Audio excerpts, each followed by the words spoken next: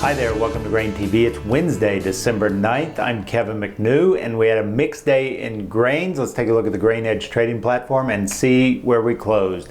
In Chicago, corn was only up 1/4 cent after reaching as high as 378 on the March contract. Beans closed the day unchanged, trading on both sides of higher and lower on the day, and wheat managed to close higher, 7¼ cents. The big news today, which turned out to be not very big news, was the USDA crop report for December. Supply and demand numbers were mostly unchanged from the November report, the exception being in corn, where they actually raised ending stocks thanks to a lower export forecast by 50 million bushels. That was offset by a 25 million bushel increase in ethanol use. So overall, that brought ending stocks higher. But in soybeans and wheat, there was no change to the balance sheet.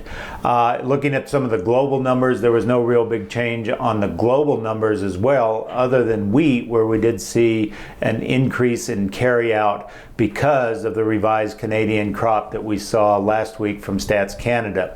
What was somewhat surprising to me on the wheat balance sheet was the fact that USDA did not trim their Australian wheat crop projection. They continued to hold that at 26 million metric tons. A lot of analysts in that neck of the world are suggesting that the crop will come in more like 23 to 25 million metric tons.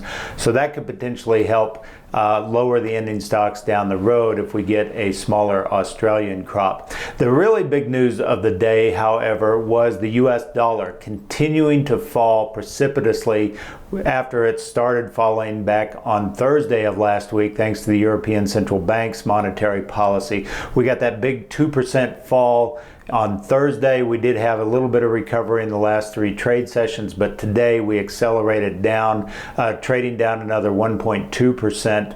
As we're taping this now, the market is still trading and falling, but that is certainly positive for grains and especially wheat, where we face stiff competition in the international market, and so currency values really play a pivotal role in wheat prices, and we saw the positive impact today with wheat gaining 7¼ cents. Overall, this was not a very defining day for market direction. We chopped up and down around this report, and the report itself provided no major stimulus. So look for just kind of continued choppiness. The overall theme continues to be a little bearish, and it'll be interesting to see if we test those lows. In soybeans, we did go down to the 870 mark on January beans, but we recovered in the later hour of trading to that sort of 876 mark, where we were mostly unchanged from the previous day. So look for that tomorrow. Look to see if we continue to test down, and if we break that 870 mark, then that might continue to accelerate the downside sellers. At this juncture, though, it looks to be pretty flatlined for the foreseeable future. That's all we got on GrainTV. Join us tomorrow. We'll be talking about export sales.